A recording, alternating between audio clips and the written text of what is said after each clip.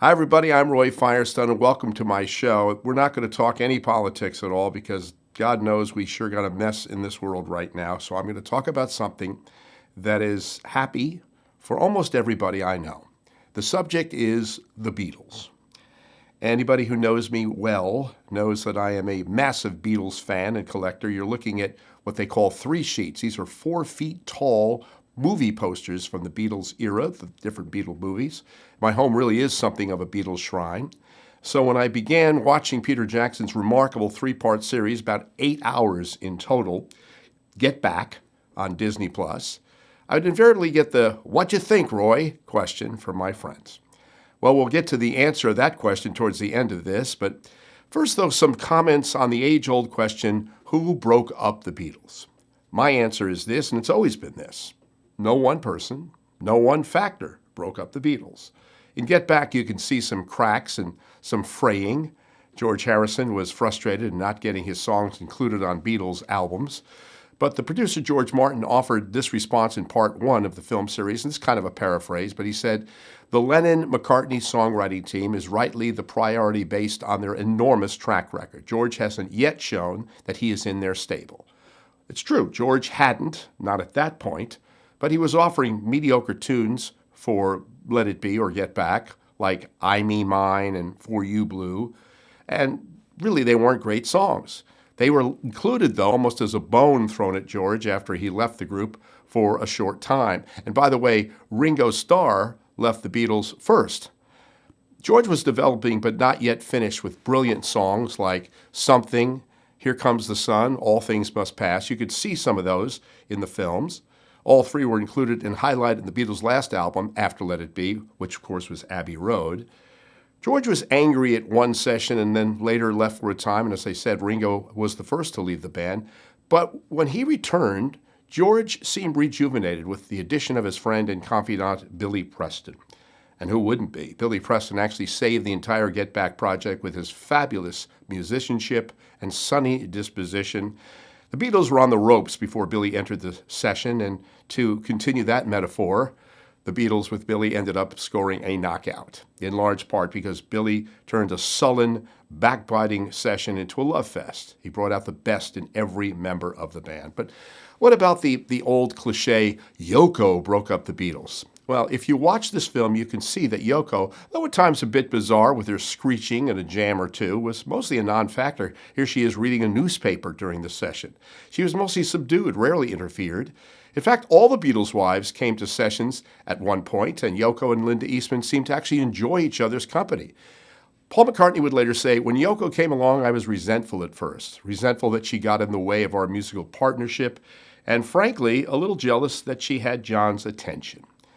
But after about a year, I realized John was just in love, and I completely accepted that." I could see that in Get Back. A fatigue factor was starting to set in with the members of the band. At one point, Paul asked John on camera, "Have you got anything?"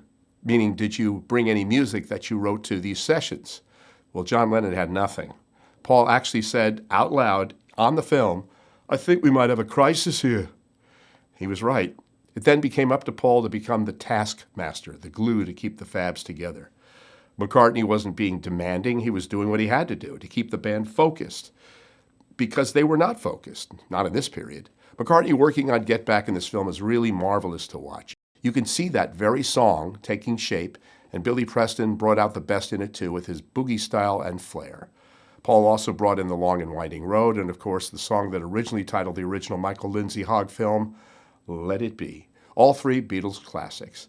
Lennon contributed Across the Universe, but that song had already been recorded and released. Two of Us seemed like a Lennon-McCartney composition, but really it was largely a Paul song he wrote for Linda. But to me, a gigantic Beatles fan, and I think somewhat knowledgeable about their history, this album, which was really a soundtrack from the rehearsals from the film documentary, was really not one of their best, but only because of McCartney and Billy Preston getting the band in shape did this record and film ever become palatable.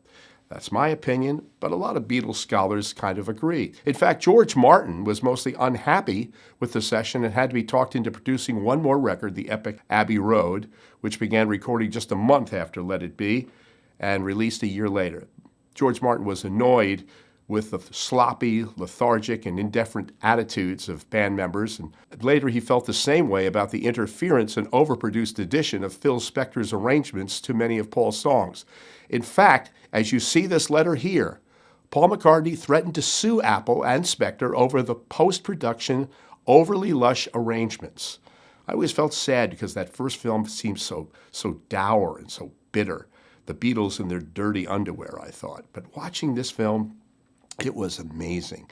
Revealing, too, by Jackson. I got a glimpse that it was mostly a happy and fun session, though many of the songs were not first-rate except for Paul's compositions. I love this three-part series because it showed the Beatles, warts and all, human and mortal, but it also showed the friendship and the humor and the collaboration that made them the greatest band of all time.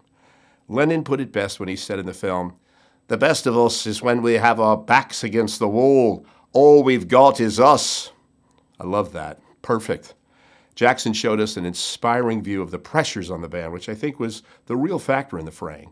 And yet he showed us, too, the love and the friendship and finally the determination to make something out of a near disastrous project. And I think, by the way, the Roof concert was a last-ditch effort to show a climactic end to the film, but in truth, it really wasn't that worthy a final performance. As a Beatles fan and something of a student of their music, I would have loved to have seen a final concert using Abbey Road as the soundtrack with that video. That would have been a real fitting final concert, though it would have been hard to pull off.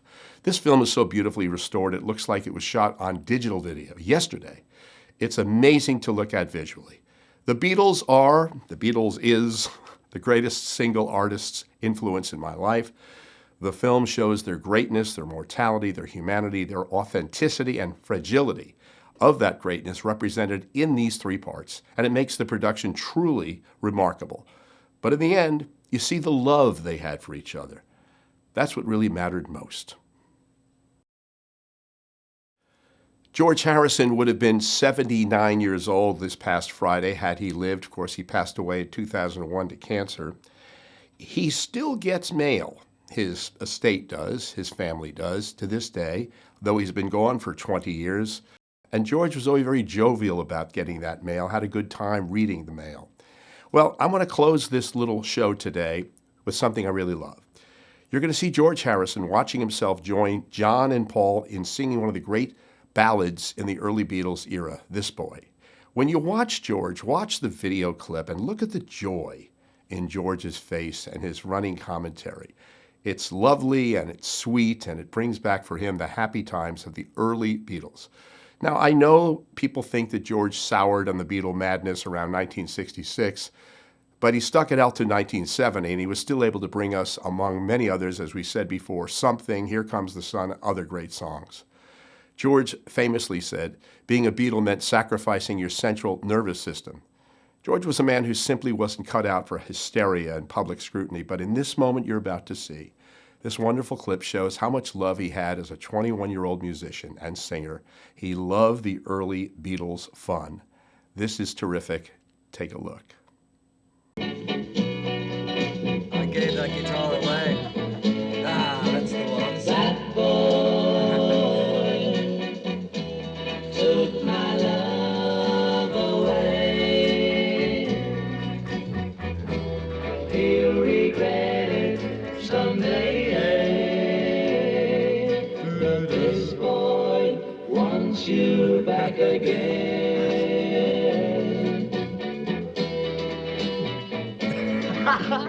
That boy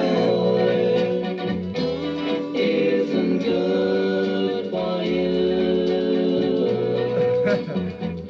Though he may want you to. Good song though. This boy wants you back again, all of you, the Beatles. I loved them. Thanks for watching. We'll see you next week, everybody. Bye-bye.